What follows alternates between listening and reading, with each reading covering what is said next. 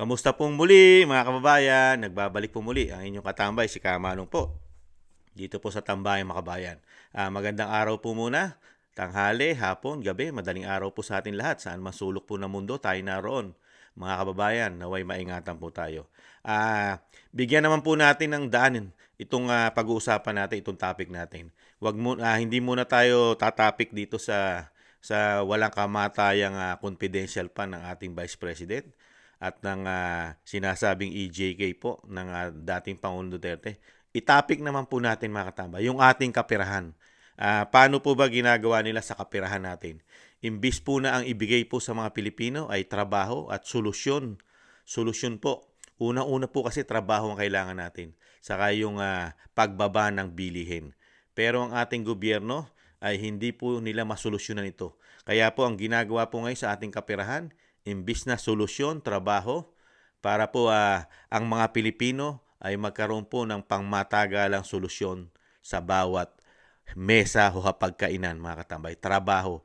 Kasi pagka-ayuda, temporary lang po yan. At natuturuan po tayong umasa at maging tamad.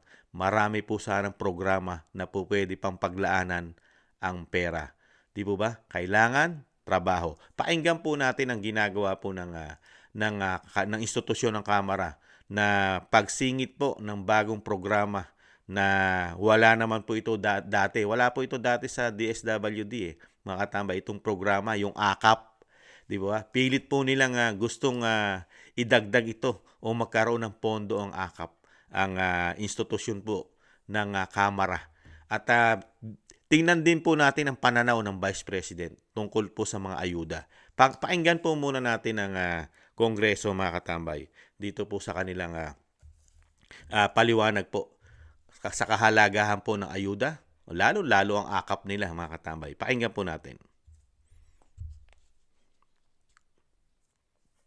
Ano po ang masasabi ninyo sa rekomendasyon ng Senate Finance Committee na tanggalin na lamang itong AKAP sa budget ng DSWD? Actually, we believe otherwise, no? Kami po ay naniniwala, I personally, na dapat ang AKA po ay suportahan sa ating pagdinig ng budget for 2025 sapagkat ito pong ayuda para sa Kapos ang Kita program ay nakakatulong kung paano natin ika-counter ang patuloy na pagtaas ng presyo ng commodities. As a matter of fact, ito pong programang ito, ina-address po ang kahirapan ng ating mga manggagawa na minimum wage earner and below. Ibig sabihin, sadya pong nangangailangan ng tulong ng ayuda ang mga taong makikinabang at kasalukuyang nakikinabang dito po sa ating AKAP. Kaya sana po, bilang isa po sa mga nagsusulong ng panukala na ma-institutionalize ang AKAP, ay sana po suportahan ang inclusion nito sa ating budget for 2025. Ayon naman po sa ilang mga kritiko, ma'am, ito po daw ay parang sumusulong sa pagkatamad ng ilan at panay na lamang ang sandal sa gobyerno imbis po na humanap ng trabaho at magsipag. Ano po ang inyong reaksyon doon? Hello, ma'am. One observation na ito pong poverty is already a perennial problem and I beg to disagree na atin pong tinuturuan na maging tamad ang mga tao sapagkat the reality is marami naman pong Pilipino ang nagsisikap na umangat ang buhay, kumita ng pera, pero sadya lamang pong maraming mga challenges kung kahit sa kabila ng pagsisikap na ito ay patuloy pa rin ang kanilang mga pangangailangan sa buhay at hindi po sapat even the minimum wage upang harapin itong pangangailangan ng kanilang pamilya. I believe that the government is here to alleviate the poverty of our fellow Filipino citizens at ito pong AKAP na ito ay isang programang tunay na tutugon sa kahirapan ng atin pong mga kapwa Pilipino. So, Yan po, pahayag ni Congressman Luis Tro, mga katambay, ng Batangas. Pakinggan naman po natin ang ating Vice President about po rito sa ganitong programa po ng Bagong Pilipinas. Vice, good afternoon. tuloy-tuloy pa rin ba yung magiging programa ninyo, yung pagbibigay ng ayuda possible next year, lalo pag ginigipit ngayon yung budget na hinihingi ninyo? Okay. Sa Office of the Vice President, sir, wala kaming ayuda. Pag merong humihingi sa amin ng ayuda, we usually refer it to DSWD because ang prinsipyo namin, sir, hindi dapat ayuda ang binibigay sa tao na nangangailangan. Dapat binibigyan siya ng mapayapang pamumuhay. Dapat binibigyan siya ng oportunidad para makapagnegosyo. Dapat binibigyan siya ng oportunidad na makapaghanap ng trabaho. Yun yung prinsipyo namin. Meron kaming ngayon na pinamimigay. Ito ay Thanksgiving na mga grocery packs namin. Kasama na ito sa Christmas because tradition ng Pilipino ay gift giving during Christmas. Meron din kaming rice box. Binibigay namin ito sa individuals in crisis. Pero yung sabihin mo na tira bahala nga panghatag og ayuda, wala kaming ganon sa OVP. We still believe, and it is our platform and it is in our budget na good governance is the key to nation building. So, hindi nasusolusyonan ng ayuda yung problema ng mga tao, lalong-lalo na sa kapos na pang-araw-araw, lalo na sa kawalan ng trabaho at sa safety and security and well-being ng tao. So kahit man noong ako ay mayor ng Davao City, we always endeavored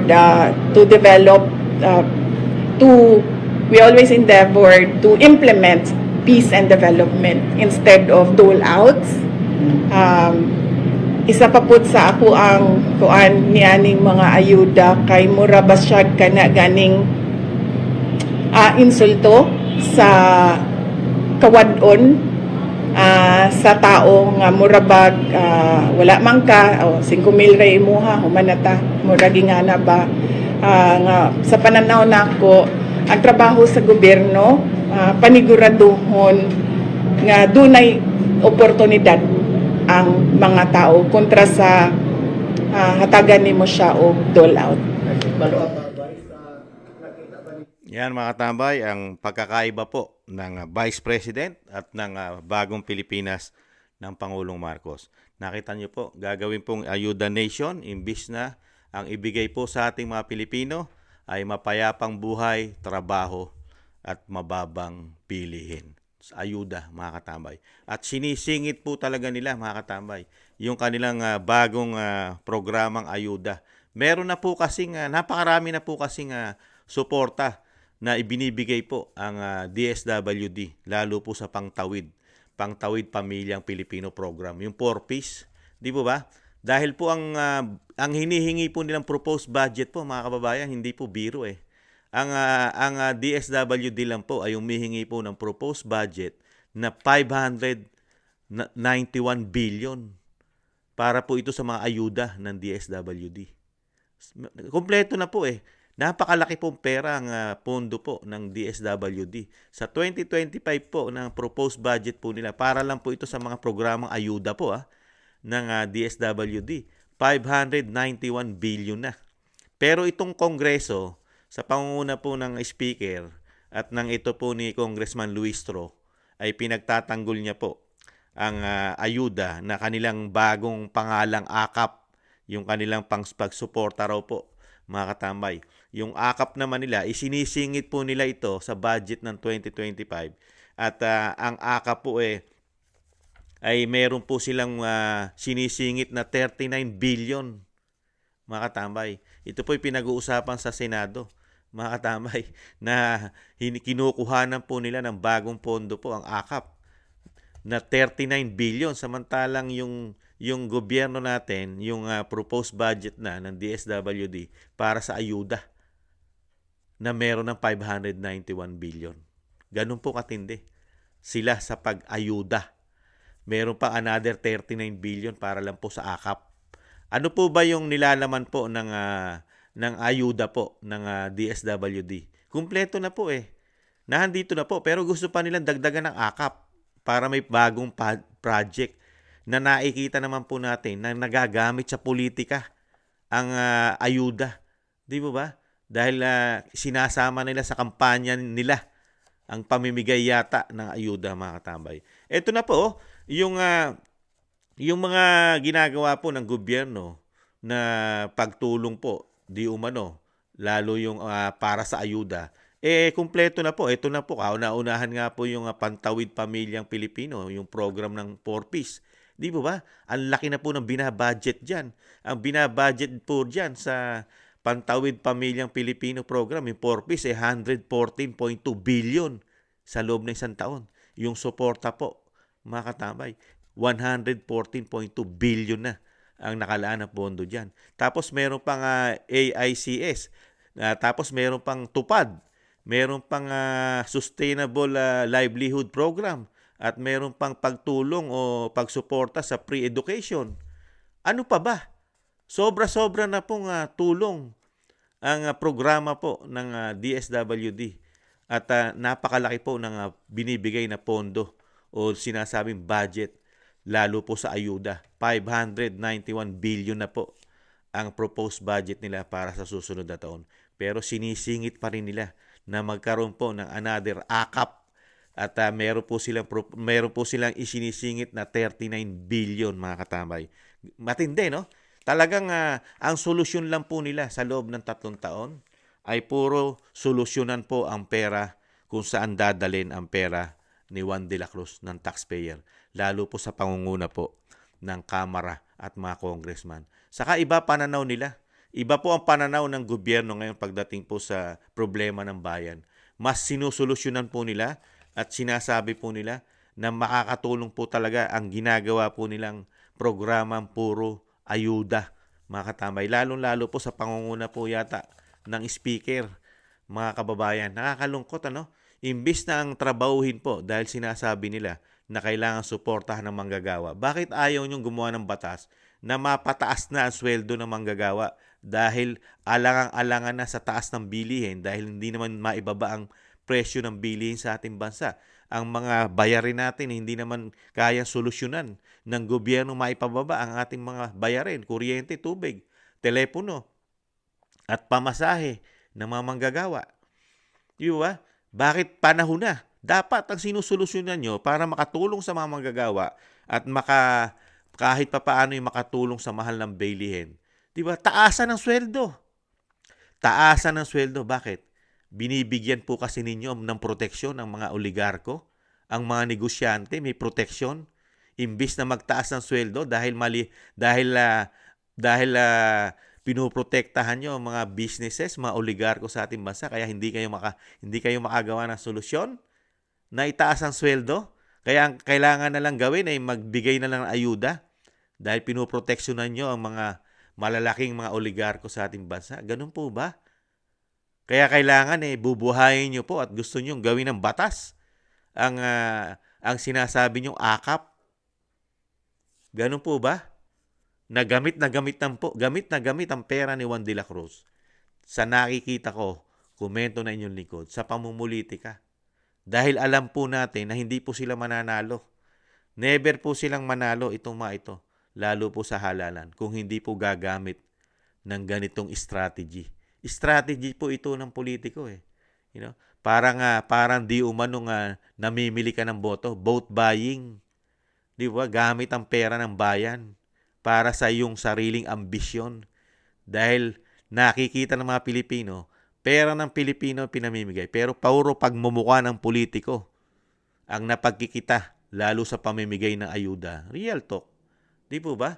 Samantalang, ang dapat gawin, yung sinasabing ni Vice President, turuan mo ang Pilipino, na umunlad, lalong-lalo na, bigyan mo ng mga trabaho. Gaano kalaki ang po pwedeng i-produce na trabaho, mga katambay, itong mga ginagamit po natin sa ayuda. ayuda pa lang, 591 billion na sa loob lang ng isang taon. Meron pang akap na meron pang bagong pondo na hindi bababa sa 40 billion. Mga katambay, biruin nyo yun. Samantalang pwede na mag-create ito. Pwede na magdagdag ng mga trabaho. Di po ba?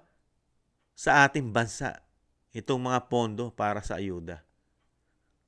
At yung sinasabi nga natin, kaysa mag-ayuda ka na mag-ayuda, turuan mo ang mga Pilipino na hindi umasa maging tamad. Kailangan maging progresibo po ang ating bansa. Makitaan ng maraming programa, lalo sa trabaho. At tayo ay lumaban naman tayo.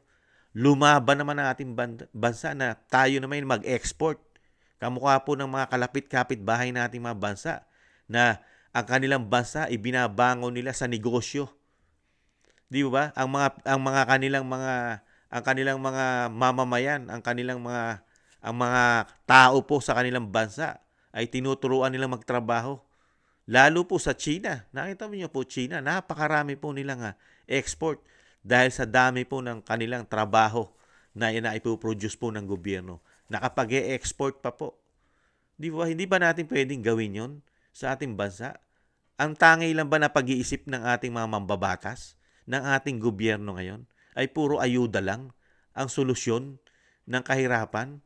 Hindi po ba solusyon ng mag-produce tayo ng mga trabaho sa ating bansa?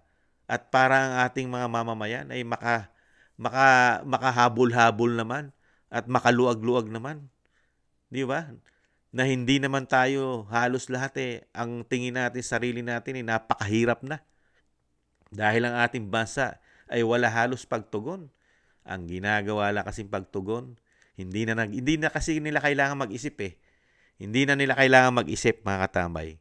Ang kanilang gagawin na lang, simple, magpamigay, ayuda. Bakit ka pa mag-iisip ng solusyon ng kahirapan? Ayuda lang naman ang solusyon dyan. Kaya lang ang tanong, lahat ba nasusolusyonan? Hindi. Hindi naman lahat ng Pilipino nasusolusyonan ito Ang nagiging kawawa, yung nasa middle class. Yung nasa middle class ang nagiging kawawa. Di ba? Dahil gamit na gamit po ang taxes. Dahil nga nagtatax ang Pilipino, lalo ang mga may trabaho. Tapos makikita mo, ang sinusolusyonan lang, halos walang trabaho. Di po ba kawawa, unfair? Hindi nagiging parehas ang gobyerno. Di ba? Samantalang yung mga programa na ito ay pwede mo pandali sa health system natin. Dahil yung mga nagtatrabaho, nagkakasakit din yan. Di po ba? Dagdag pasanin pa ng mga nagtatrabaho, ng mga nagtatax. Di ba? Samantalang yung health system natin ang dapat mo rin palakasin na yung ating mga manggagawa, tayong mga Pilipino, ay nabibigyan ng proteksyon ng gobyerno. Lalo pagka tayo nagkakasakit, ano nangyayari sa health system natin? Imbis na palakasin, binabawasan pa ng pondo. Di po ba? Ibang klase, mga katambay, ang ating gobyerno. Ito po ang nakita natin sa mga politiko na matatalino po, mga katambay. Ang sariling interest lang po ang ginagawa sa atin, sa ating bayan, mga katambay. Nakita niyo po, magkaiba. Samantalang nung panahon ni dating Pangulong Duterte, kung hindi lang nagka-pandemic, pandemic, napakarami na pong nagiging solusyon po, mga katambay, sa ating bansa. Nagkaroon lang po tayo ng malawakang ayuda. Dahil nga lang po dun sa sinasabing pang buong mundong pandemya. Yung COVID, di ba? Yung COVID-19, pang buong mundo yan. Na hindi halos nagpapangsyon ng buong mundo. Lalo ang Pilipinas. Kaya nga tayo, doon lang natin nagamit halos ang ayuda na napakaraming naipamigay na ayuda dahil nga pandemic. Wala halos nagtatrabaho sa ating bansa. At hindi na po dinagdagan. Hindi na dinagdagan ng Pangulong Duterte nung siya ay Pangulo ang sandamukan na ayuda. Dahil marami na po kasing ayudang programa ang DSWD. Hindi na po sila nagdagdag na katulad ng AKAP. Di po ba? Dahil nung panahon ni dating Pangulong Duterte, okay na. Dahil meron ng pantawid pamilya. Meron na pong pantawid pamilyang Pilipino program, yung 4Ps. Di po ba? At marami pa pong nakapaloob doon sa mga pagtulong po sa DSWD. Di po ba? Pero ngayon, dahil nga sinasabi ni Kamanong, parte po ito ng strategy para manalo sa politika yata, mga katambay. Kaya nakakahiya po. Nakakahiya po ang solusyon na ginagawa ng ating mga taong gobyerno, lalo sa institusyon ng Kongreso at Kamara, ng Senado at Kongreso. Nakakahiya ang mga solusyon. Pera na pwede mong gamitin sa iba. Mag-create ka ng maraming trabaho. Dadaling ka lang sa porpis. Tapos pamumuliti ka. Diyan lang dinadala ang kanilang mga solusyon. Kadiwa. Pamimigay na ayuda. Tapos walang kamatayang ipolitika ang mga Duterte. Yan lang ang nakikita natin. Tapos yung mga sinasabing mga proyekto na breaking, mga nag-ano lang po sila, nag-uumpisa pa lang sila ngayon. Groundbreaking pa lang ang ginagawa nila. Di ba? Kailan pa matatapos yan, mga programa nila? Nahuli na sila. Dahil nga, nakakahiya na ang nangyari po sa bagong Pilipinas. Yung mga proyekto nila, di ba, na pinagmamalaki, nasisira lang. Lalo yung flood control na isang damukal na pera na walang investigasyon dyan. Walang investigasyon dyan ang Kamara at Senado kung saan at tama ba ang paggastos ng 1.4 billion, hindi bababa sa 1.4 billion a day ang ginastos sa ating flood control. Hindi po yan sinilip, mga tambay.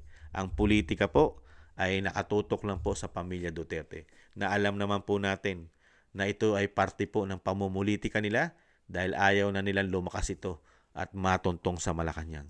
Kaya ginagawa po nila, mga katambay, yung strategy, habang binabakbakan, habang sinisiraan ang pamilya Duterte, lalo na ang Vice President, pero tinututukan naman nila ang pera ng bayan. Nakatutok naman po sila kung paano naman po nila gagawin yung strategy na ito ay magamit yata at magamit nila ang pera ng bayan, ang taxpayer, na pinagaganda lang nila, dahil nga dinadala nila sa napakaraming ayuda ang ating bansa. Isang damukal na po ang programang ayuda natin sa DSWD, pero dadagdagan mo na naman ng isa pa na akap.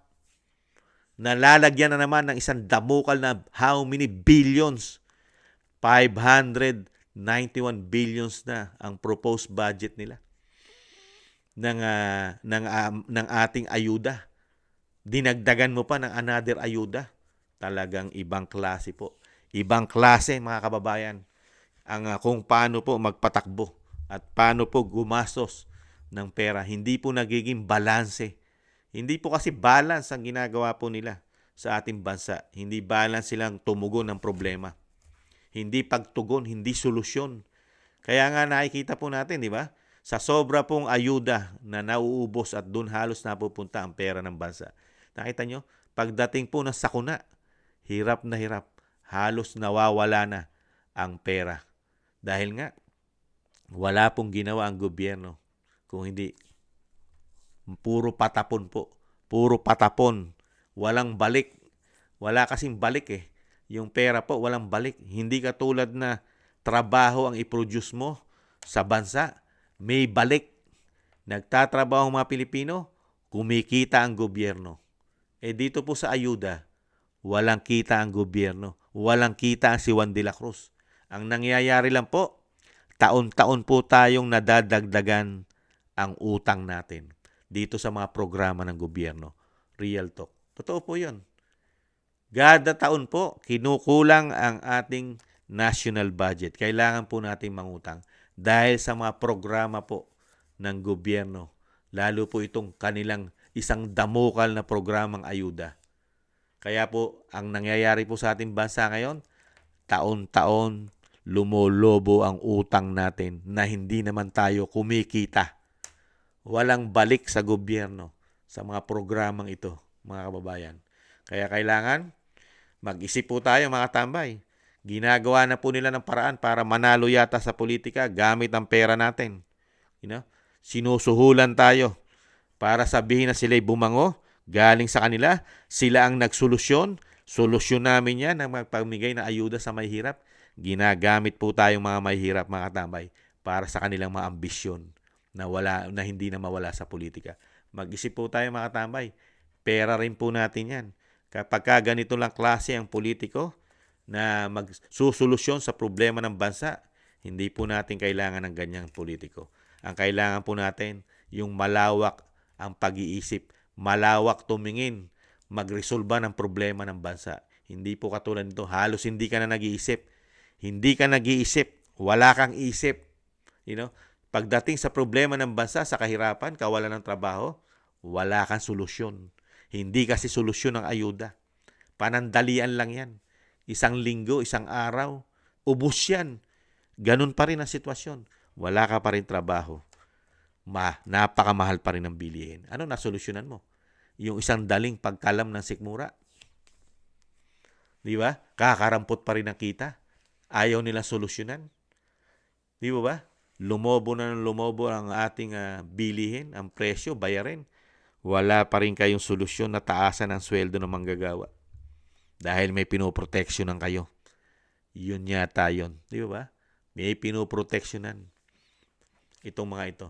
Kaya dapat po talaga mga katambay, pumili na tayo. Piliin natin ang tamang politiko para sa ating bansa. Para naman lumaban. At ang ating bansa ay matulad naman sa mga progresibo na napag-iiwanan na tayo. Katulad lang ng Taiwan. Taiwan, nakita niyo po, napakalaki natin dyan. Pero, napag-iiwanan na tayo. Nakapag-export pa tayo ng mga manggagawa dyan. Di ba? Dahil napakaliit na ng kanilang bansa, pero napakaraming trabaho. Di ba? Yung Korea, di ba? Maliit na bansa ang Korea, malaki pa tayo. Dahil nahati ang South and North. Yung South Korea, napakarami rin nila. At meron tayong mga Pilipino, mga OFW. Di ba? Ang Japan, di ba? Singapore. Ang Singapore ay napakaliit, pero nakapagtatrabaho pa mga Pilipino dyan dahil may mga trabaho doon na pwede ibigay. Samantalang sa atin, imbis na trabaho ibigay sa mga Pilipino para hindi na halos umalis ang mga Pilipino sa Pilipinas, ang ibinibigay na solusyon, hindi trabaho, ayuda. Ibang klase yan. No? Tandaan nyo yung mga pagmumukha na yan. Yan. Sinusulong yan. Yan. Kamukha raw ni Dilima yan, mga katambay. Si Luistro. Si Congressman Luistro. Totoo ba kamukha siya ni Dilima? Ni dating Senador Dilima?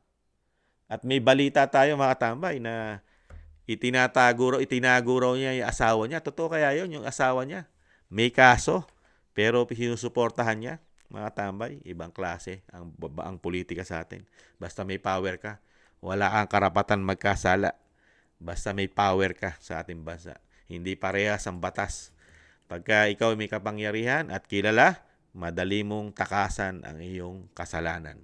Muli po mga tambay, nakita po natin ang pagkakaiba ng mga programa at proyekto ng Vice President at ng Bagong Pilipinas kung paano po solusyon ang problema. Intayin na lang po natin mga tambay. Intayin na lang po natin, talagang ganon. Hindi po tayo nabigyan ng tamang politiko yata sa ating panahon ngayon. Samantalang kung ang mga Duterte sana ang nakaupo, wala po tayong masyado magiging problema katulad nito dahil marunong sila mag-isip ng solusyon ng problema. Muli po, maraming salamat po sa nakagusto po ng ating Tambayang Makabayan sa YouTube at TikTok at ganun din po sa mga nagko-comment, like, share, and subscribe. Maraming salamat po. Ingatan po tayo mga kababayan. Sa muli, paalam, bye-bye.